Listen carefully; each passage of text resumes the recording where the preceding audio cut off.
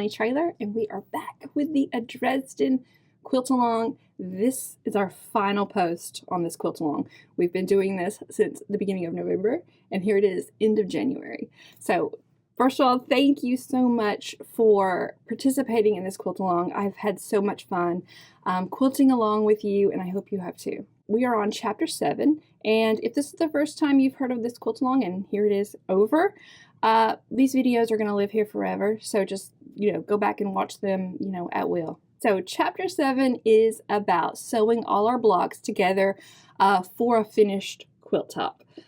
This is one of the best parts in quilt making. It is like you get to see all your hard work on all these blocks finally come together and have a quilt top. We already have our blocks on the design wall, and we're going to start from there. We're going to sew them all together, and I'm going to walk you through how I go about this and then show you my finished quilt. Okay, so here we are. We have got our blocks, on our design wall, your tabletop, your floor, wherever you want to put these blocks to lay them out. Go ahead and do so. We talked about this in pretty good detail last chapter, where, you find out what your little hang-ups are about where things go. So my hang-ups were blocks touching, or too many on the diagonal of all the same fabric, color, contrast, being spread throughout the quilt. So only you can decide what your little pet peeves are. But at this point, this has sat here for at least a week. Now, you saw it in the other room in the last chapter's video, but we had basement flooding. I moved them in here and, let them sit for the week after. And I think that I've got everything where I want it. I spent a lot of time trying to make sure my peachy colored blocks in the background were all spread out, because they were really irking me a little bit. I regretted putting them in the background just a hair, but here we are. So our next step, is to sew our blocks into rows and then sew our rows together. You are welcome to do this in any order, any method to your liking, right? So don't let anybody tell you, how to do it. But for those of you who are new to quilt making, or those of you who are looking for what my way is, I'm going to sew this together using my usual method, and it's kind of sew the row, sew the row, sew the rows together, sew the row, sew the row, sew the rows together. That's kind of how I work. So I don't just sew my rows together and then, put the rows on there. I kind of just build up as I go, and I'm going to show you that whole process. But I like to start sewing on the bottom row first and then build up to the top. And there's a reason I do that. If I started with the top, I can very easily, or this is for me, maybe this isn't everybody. When I start with the top, I very easily get my rows out of order, or this is what I found. But if I start with the bottom, I can sew my bottom row together, and then I let it sit right here on this table. Then I sew this row together, and then I bring it to the table and sew it right on top of the previous row. And I'll always be sewing on top of the previous row. So if I do it the opposite way, I have to reorganize my rows over here where I let them sit as I pin them before I take them to the sewing machine. And I tend to get them out of order that way. So I like to always start from the bottom. So I'm going to let you do this with me. Let me get on the other camera and we'll get started. All right, so here we are. I'm gonna grab my bottom row, and I wanna be particular. I want to pick them up in the order that I'm going to sew them together. So let me do that. Just grab. All right, so just like that. And now I'm gonna take them to my sewing machine. All right, so a few things. Let me get my threads sorted here. When I set that row down here beside my sewing machine to start sewing, I want to sit it down exactly how I want to sew it. I don't want to be twisting and turning or anything like that. So this may seem a little nitpicky, but this is how you don't end up seam ripping, okay? So everything that I do is in interest of not having to undo it and then redo it. All right, I'm actually going to pull out my little extra You can't see it, but there's an extra part to this desk where I can set these right here. All right, so I'm gonna grab my first block. You know it's going right here. I'm grabbing my second block. And remember, I'm picking these up with purpose. My second block is gonna go right on top of my first block like that. And what I wanna do is, if you think you need to, go ahead and pin this seam together in place. If you don't think you need to, don't worry about it. So usually with these seams pressed this way at this point, I don't really need to, but you can if you want. Then we start sewing. And what I like to do is just kind of, let me get you in a different angle. All right, what I like to do is kind of get it started, and then I want to come over here to this seam, and I just want to make sure I've got it in the right place. Again, if you want to pin it, pin it. When I know I do, I just kind of hold it with my finger, and then I also hold the end right here, and then I start sewing.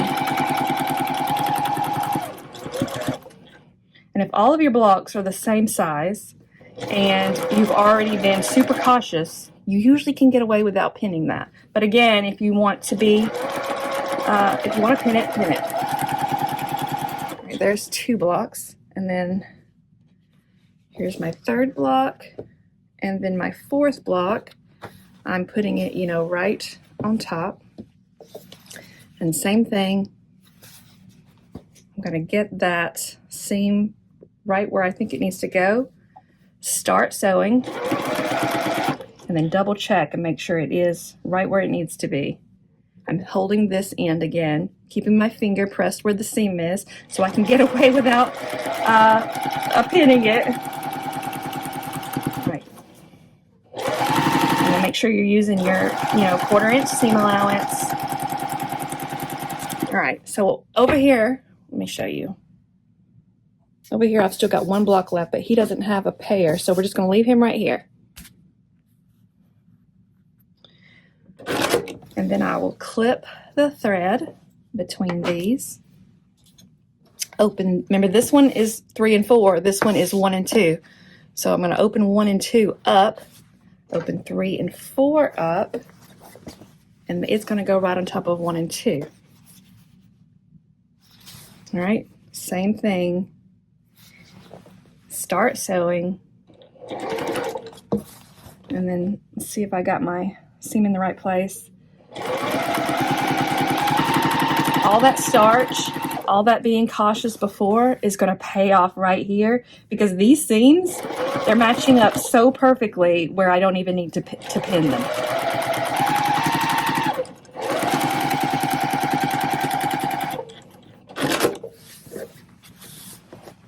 All right, so there's 1 through 4 sewn together. I'm grabbing 5, and he's going right on top of this number 4 block. All right, now this one might be just a smidgen. Want to be careful. All right, start sewing, and then get everything where it needs to be.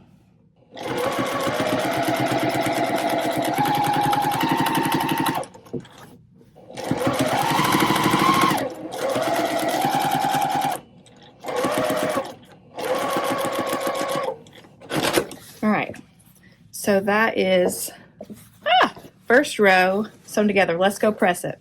All right, another thing.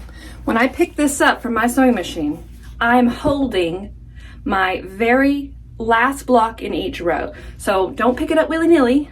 Everything we're doing is so that we don't get anything out of order. We don't have to do any kind of seam ripping or things like that. Of course, sometimes these things are going to happen. But we're proactive, we can most of the time keep those things from happening. So when I stood up from my sewing machine with my row, my hand is, you know, making note that this is the last block on that row. Then I come over here to press it.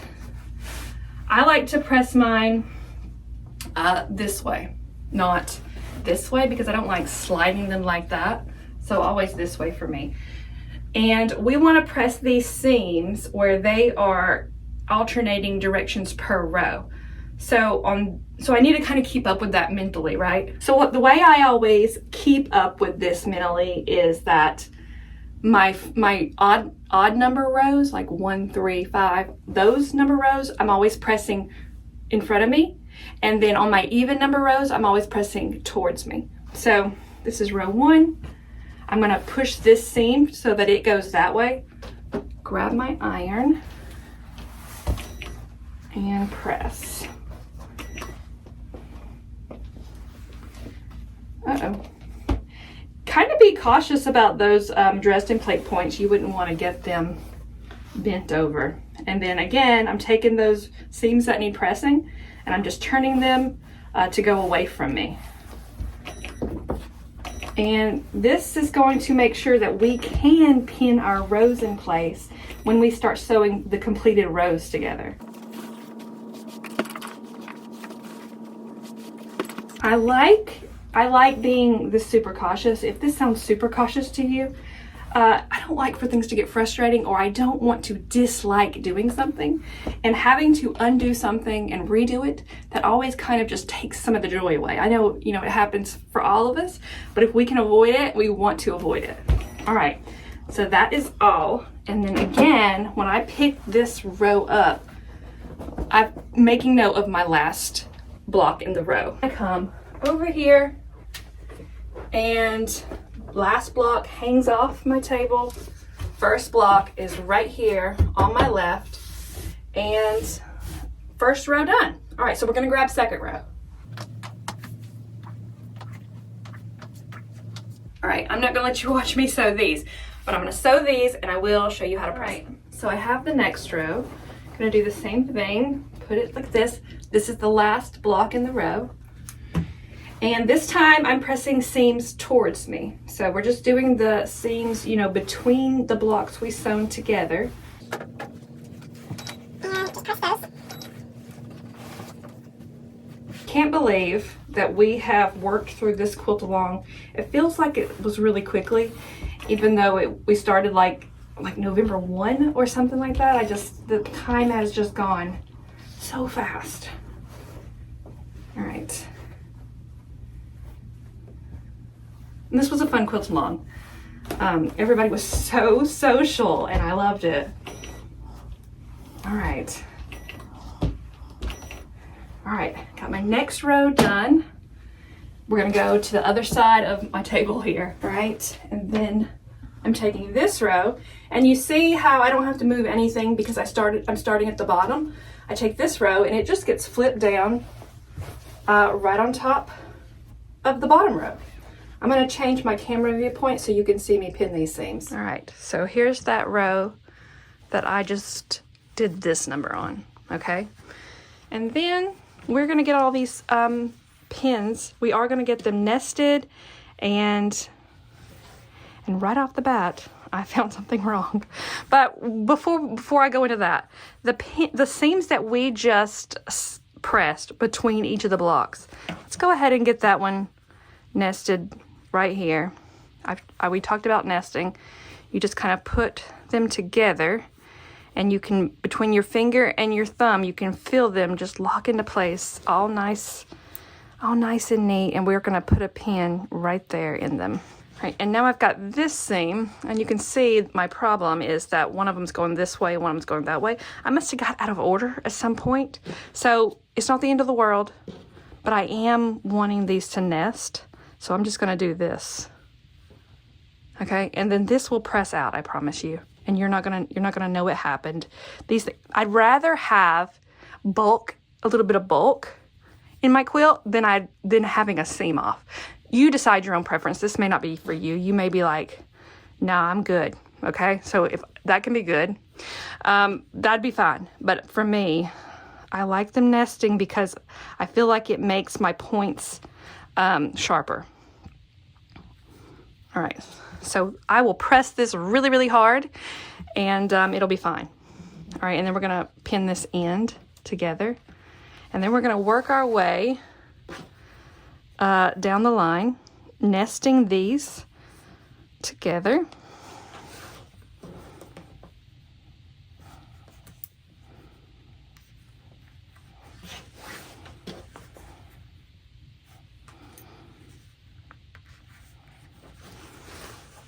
Oh, and while I'm here, I always get questions about these pins. I made them with buttons glued to actual pins. So that's where they come from. I always forget to answer those questions. All right, nesting. All the rest of these are perfectly ready to nest. I don't know what I did wrong with that one. Well, I spoke too soon, because here we are again. And it's okay. It's not the end of the world. We're just going to fudge it a little. Make do. We're not perfect. All right. Here's another one. I bet I've got one whole set done with a little mix-up on it. All right, and then pin these ends together. All right. I'm going to accordion this just like this so that I can carry it to my machine all nice and neat. All right, I'm going to go and sew along this edge with my 1/4 inch seam, and then we'll press together. All right, and when I come back, you know, when I take this from my sewing machine right here into this pressing room, you know, I know where the last blocks in my row. I know the end of my row from the beginning of my row, because you don't want to be doing, you know, any kind of mixing it up, because then things are upside down, then things are out of order. All right, but we are going to lay this flat, and you know, I've got these to deal with, but even if I didn't have these, I would still go ahead and set my seams between my rows. And then I'm going to just really press, steam, give it my all right there.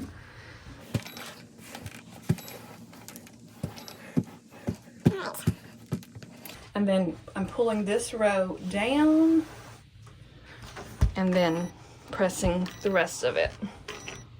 All right, when I've got my seam set, I will then open these up like this. And I want this seam to go this way. The reason I've chosen this way is just because it's easier for me to do than the opposite. And then we press.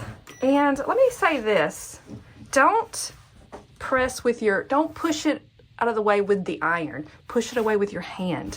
Get that seam pushed in the right direction, then lay down your iron. Otherwise, this may not be everybody, but for me, when I try to like go at it with my iron right here, things get a bit wonky or pushed the wrong way. So just part of my whole pressing etiquette, I move it with my hand, then press it. All right, this one's a little bit turned, so I'm gonna have to go up under here and put it in the right direction. So just like that.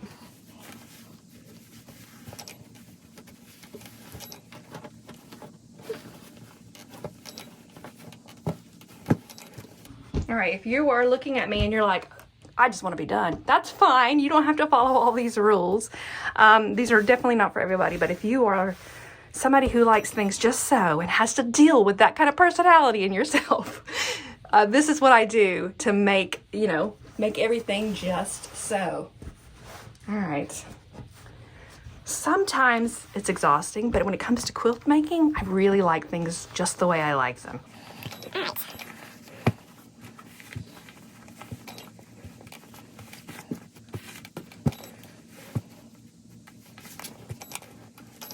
All right, we're gonna go over here to the other side of the table with this now. All right, so pick this up, and then I bring it over here and set it down just like I set that first original row down. All right, and here we are, 2 rows done. So now I'm gonna go and grab the next row, just like I've been doing. All right, I'm gonna sew these together, and then I will lay that row just right here on top of it. Then I grab the next row, sew it together. Then this row and that row get sewn together. Then those 2 rows get sewn to these 2 rows. And I do that all the way up to the top of the quilt until I have it done. So that's gonna be all for demos. And I'm gonna show you the quilt top when I got it finished. Okay, I am done. It's been over a day. It took me 2 days to get it completely done, but here it is.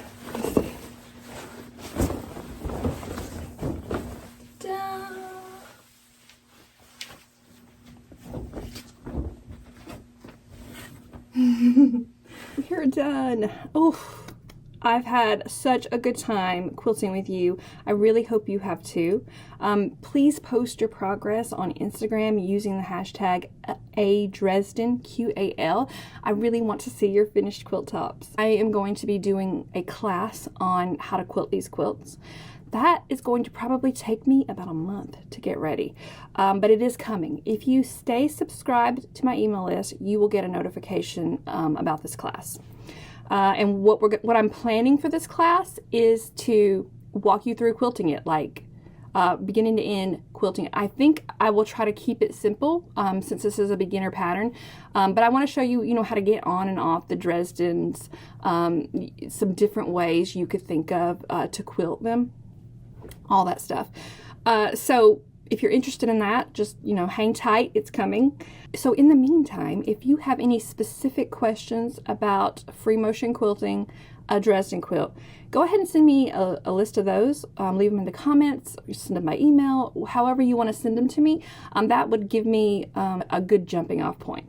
Thank you again for participating in this quilt along. If you need more quilt along stuff, we are about to start the stash work quilt alongs on March 1st. So if you're interested in that, I've got a sign up page for that as well on my website. Just go to quilt alongs in the menu and then click stash work quilt alongs. I will see you next time.